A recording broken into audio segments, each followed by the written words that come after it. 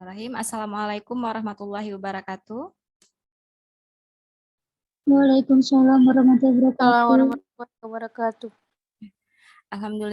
Alhamdulillahirabbil alamin wa bihi nasta'in. Waalaikumsalam warahmatullahi wabarakatuh. Wassalatu wassalamu ala asyrafil anbiya'i wal mursalin wa ala alihi wa ashabihi ajma'in. Amma ba'du. Alhamdulillah, segala puji bagi Allah yang mana pada hari ini kita masih diberikan kesehatan dan kesempatan sehingga kita bisa bertemu secara virtual. Dalam kesempatan kali ini, alhamdulillah kita sehat semua, insya Allah.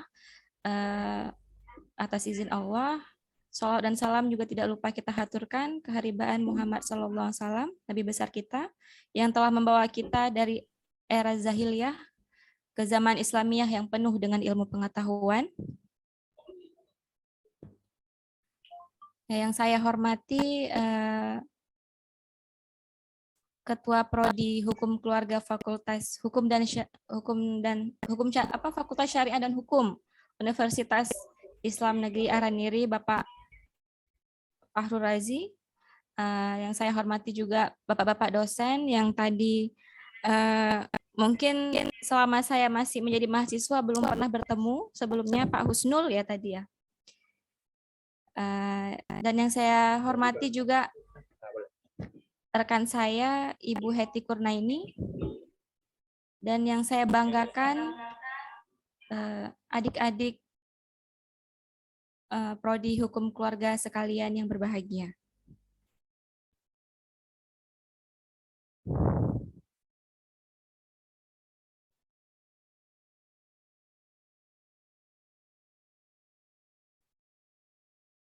Baik, gimana Bapak?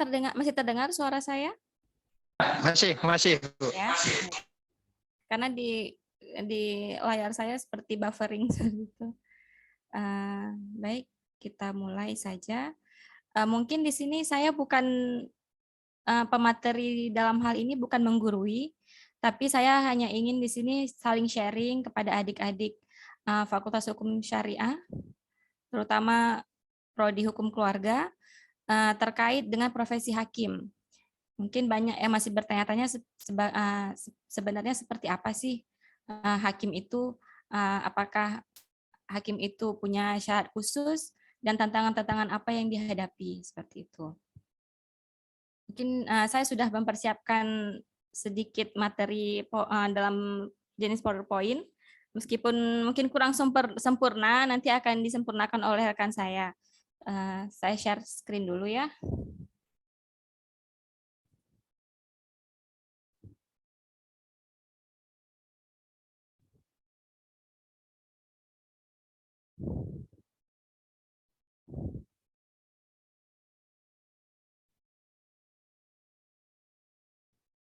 Ya, sudah terlihat?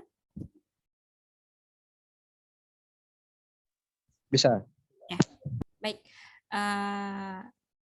Kita mulai. Ini tema kita pada hari ini adalah profesi hakim, peluang dan tantangan. Itu tema yang diberikan oleh Kaprodi kepada kita.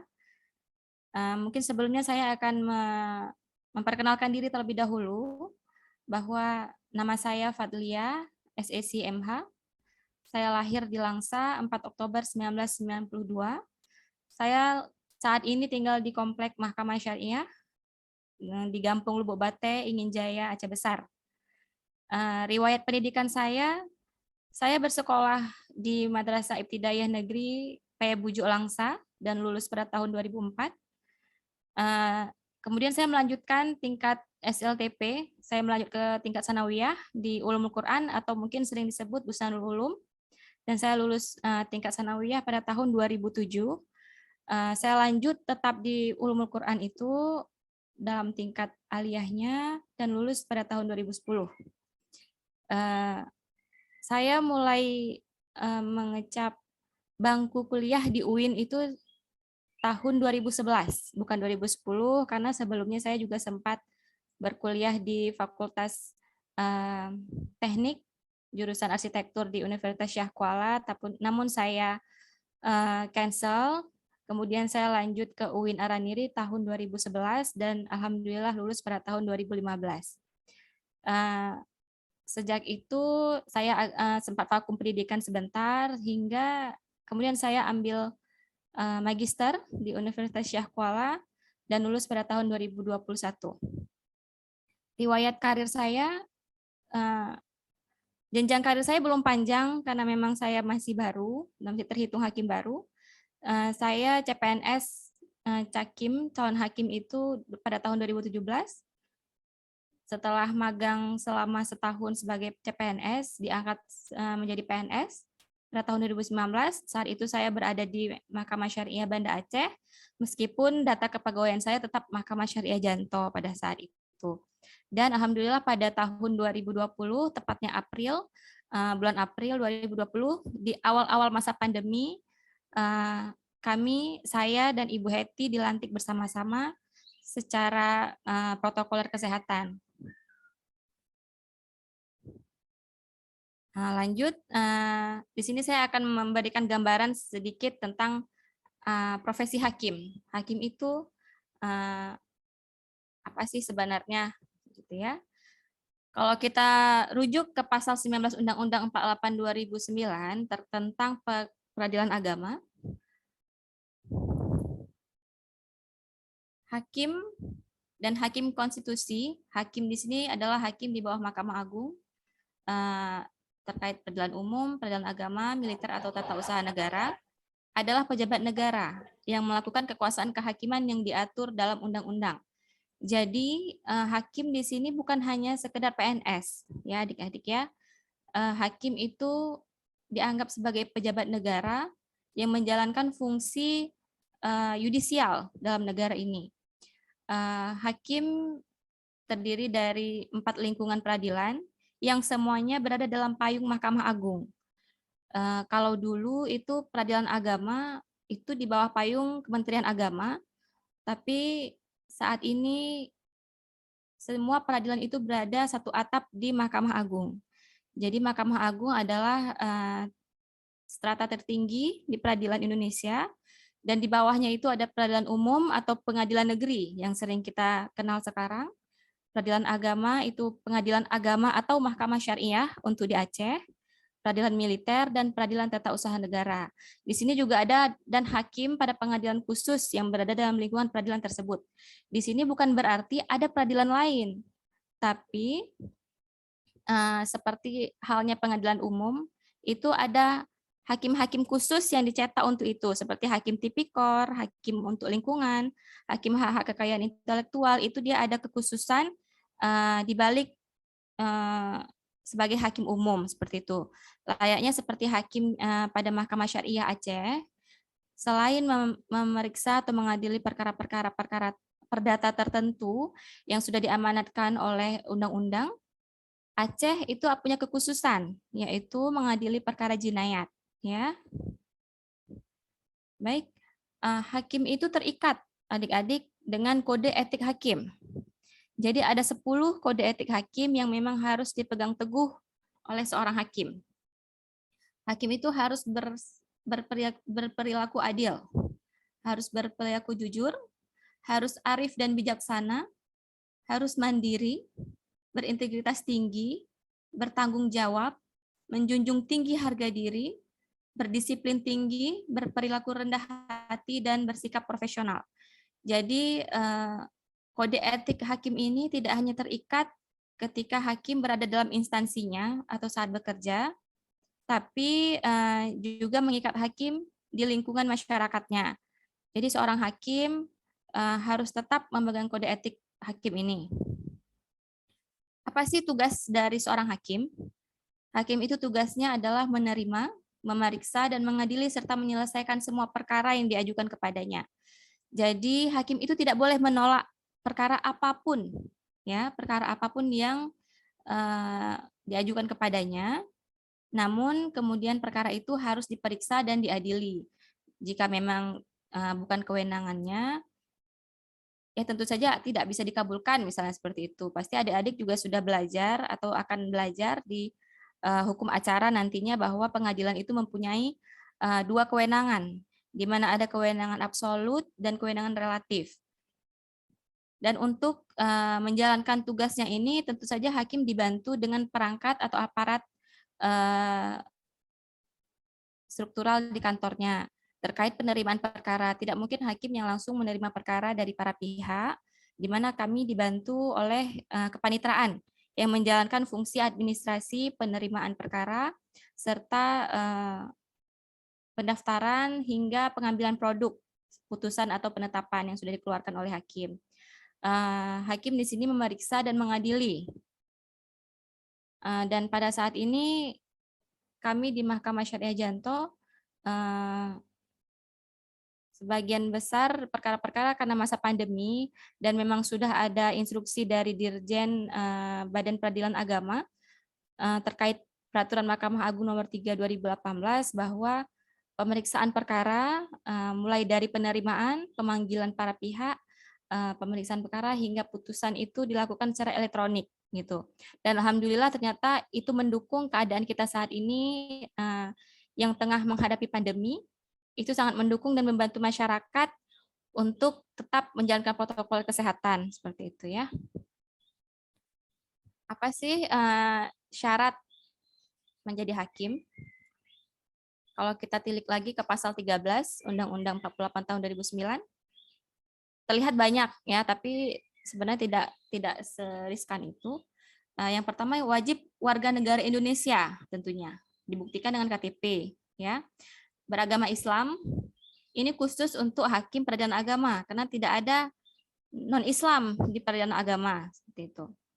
Kemudian harus bertakwa kepada Tuhan Yang Maha Esa, setia kepada Pancasila, sarjana syariah, sarjana hukum Islam atau sarjana hukum yang menguasai hukum Islam. Nah, disinilah keuntungan kita sebagai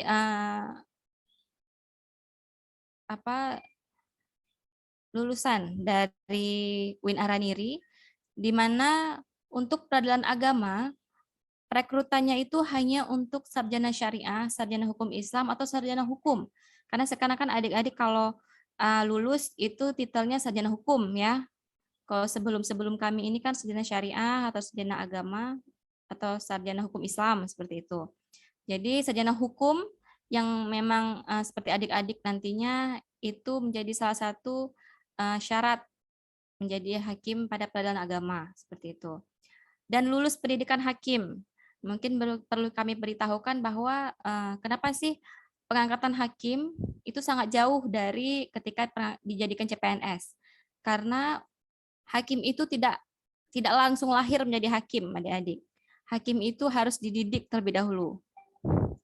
Jadi kami selain ikut pendidikan untuk PNS selama sekitar 32 hari atau 1 bulan, kami harus mengikuti pendidikan hakim selama 2 tahun dan juga magang di Mahkamah Syariah kelas 1. Syarat lainnya itu adalah mampu secara rohani dan jasmani, menjalankan tugas dan kewajiban, berwibawa, jujur, adil, dan berkelakuan tidak tercela, berusia paling rendah 25 tahun, ya, dan paling tinggi 40 tahun. Ini untuk pengangkatannya, tapi banyak kemarin itu teman-teman kita juga yang baru-baru lulus kuliah, kemudian mendaftar dan alhamdulillah lewat, usianya belum sampai 25 tahun. Nah, PNS-nya jadi PNS-nya tetap dilantik, sedangkan hakim untuk dilantik menjadi hakim harus menunggu 25 tahun. Jadi tidak masalah jika adik-adik sudah tamat kuliah belum 25 tahun, misalnya 23 tahun, fresh graduate, ingin ikut seleksi hakim, itu silahkan, tidak masalah, jangan khawatir. Mudah-mudahan lulus jadi PNS meskipun harus menunggu 25 tahun dulu umurnya untuk menjadi hakim, seperti itu. Dan yang terakhir tidak pernah dijatuhi pidana penjara karena melakukan kejahatan berdasarkan putusan pengadilan yang telah memperoleh kekuatan hukum tetap. Ya, ini juga menjadi salah satu syarat terkait ketika pendaftaran pasti diminta SKCK ya. Rekrutmen hakim ya, mungkin ini saya menceritakan pengalaman saya sebelumnya bahwa pada waktu itu 2017 adalah pertama kali rekrutan PNS itu dengan sistem CAT, ya, yang seperti kita lihat-lihat sekarang teman-teman kita atau abang-abang kakak kita ikutnya ujiannya secara online. Itu pertama kali 2017, ya. Jadi memang saat itu karena baru juga sistemnya seperti itu, orang juga masih belajar mungkin dan belum memahami bagaimana sistem CAT itu, sehingga banyak yang gugur di rekrutmen pertama di bagian tes CAT-nya untuk tes dasar pertamanya, ya. Kemudian ketika kita sudah lulus tes yang pertama, itu baru kita lanjut ke tes kemampuan bidang. Nah, disinilah kita diuji kemampuan kita, penguasaan kita terhadap hukum-hukum Islam ataupun peradilan-peradilan agama terkait hukum acara. Jadi saya harap kepada adik-adik yang mungkin berminat mengambil profesi hukum, tidak hanya hakim, mungkin ada yang berminat menjadi pengacara atau menjadi jaksa mungkin, atau menjadi profesi hukum lainnya, itu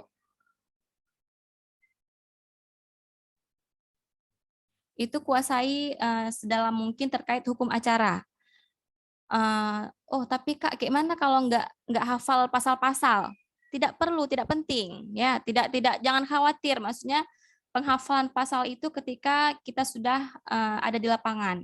Nanti itu akan kita hafal sendiri. Yang penting kita rajin belajar, kita pahami hukum-hukum acara seperti itu. Dan mungkin untuk sekarang rekrutmen hakim itu dipisahkan, bukan seperti kami dulu. Sekarang seorang hakim itu haruslah PNS terlebih dahulu. Kalau dulu kami bisa sekalian CPNS dan PNS, sekarang harus CPNS dulu, sudah lulus sebagai CPNS.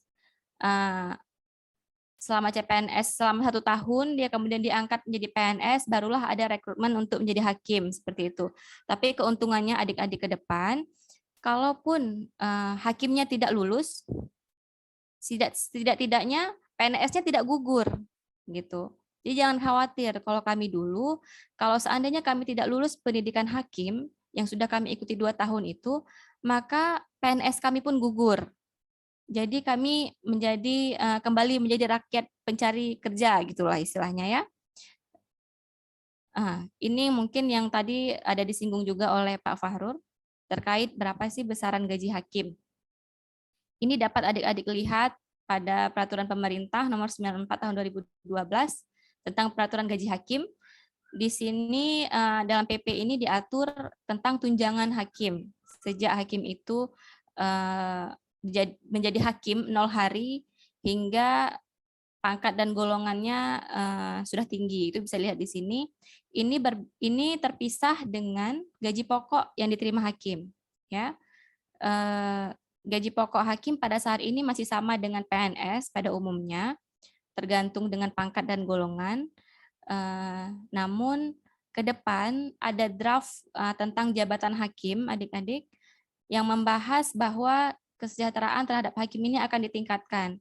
Karena hakim itu dalam undang-undang disebutkan sebagai pejabat negara, tapi fasilitasnya sejauh ini belum setara dengan pejabat negara. Jadi itu sedang dirumuskan.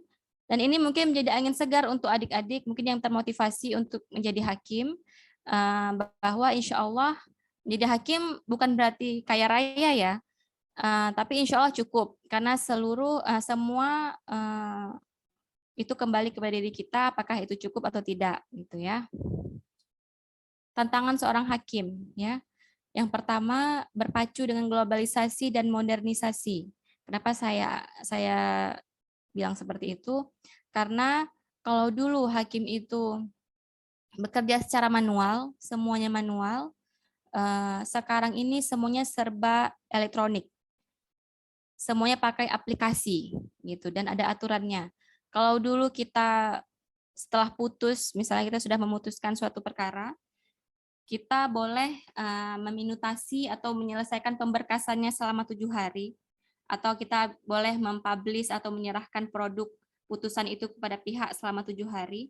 Kalau sekarang tidak, semua itu dilakukan dalam 1 hari. Hari itu putus, hari itu kita publish dalam aplikasi internal maupun aplikasi direktori Mahkamah Agung, dan hari itu juga para pihak bisa mengambil putusan seperti itu. Dan tantangan seterusnya adalah berpegang pada kode etik. Ya, bagaimana seorang hakim itu menempatkan dirinya selayaknya seorang hakim. Tapi bukan berarti hakim itu gila hormat atau gila wibawa atau berbusung dada, tapi hakim itu harus tetap rendah hati dan sederhana, namun tetap harus menjunjung tinggi nilai-nilai pada instansi seperti itu, dan menghindari konflik kepentingan. Inilah yang paling sangat dijaga oleh Mahkamah Agung, di mana sekarang instansi-instansi sudah distandarisasi dengan akreditasi dan zona integritas untuk mencegah adanya pungli atau korupsi-korupsi atau penyuapan-penyuapan, dan upaya peningkatan pelayanan kepada masyarakat seperti itu. Dan juga hakim itu tentu ada yang mengawasi, selain Allah Subhanahu wa taala yang mengawasi kita semua, juga ada pengawasan internal dan eksternal. Internal itu langsung dari Mahkamah Agung dan eksternal itu dari Komisi Yudisial. Dan tantangan seorang hakim itu adalah terus mengasah ilmu. Karena permasalahan di masyarakat itu terus berkembang. Dengan berjalannya waktu, ada saja perkara-perkara baru atau adanya permasalahan-permasalahan terbaru, maka seorang hakim itu harus up to date seperti itu. Dan terutama siap ditempatkan di seluruh Indonesia. Ini kadang-kadang yang menjadi hambatan seseorang untuk jadi hakim. Tidak siap untuk ditempatkan di seluruh Indonesia, gitu ya. Kita harus punya niat yang kuat bahwa niat kita menjadi hakim itu apa? Kalau saya dulu niatnya bukan hanya karena penghasilan hakim itu lumayan, bukan hanya itu ya. Jadi saya memang tulus ikhlas ingin ikut berperan dalam penegakan keadilan di Indonesia. Awalnya mungkin saya tidak harus jadi hakim, tapi alhamdulillah saya punya peluang itu dan saya ambil, dan alhamdulillah lewat. Jadi yang penting kita punya niat untuk itu gitu loh. Kalau dibilang tadi harus pintar baca kitab, itu memang salah satu syarat. Tapi ketika saya mendaftar, alhamdulillah itu kewajiban baca kitab itu diturunkan karena kurangnya kuota, ya. Jadi mana tahu ke depan ketika adik-adik ingin menjadi hakim, ketika ada peluang itu ambil gitu, ambil, coba dulu, jangan sampai menyesal. Kita coba dulu, mana tahu ada peluang-peluang. Jika kita sudah berusaha dengan sekuat tenaga, kita sudah berikhtiar, sudah berusaha, berdoa, nah kita serahkan kepada Allah seterusnya ya. Mungkin itu saja yang bisa saya sampaikan. Mungkin nanti kalau ada pertanyaan-pertanyaan silahkan. Di luar ini juga boleh.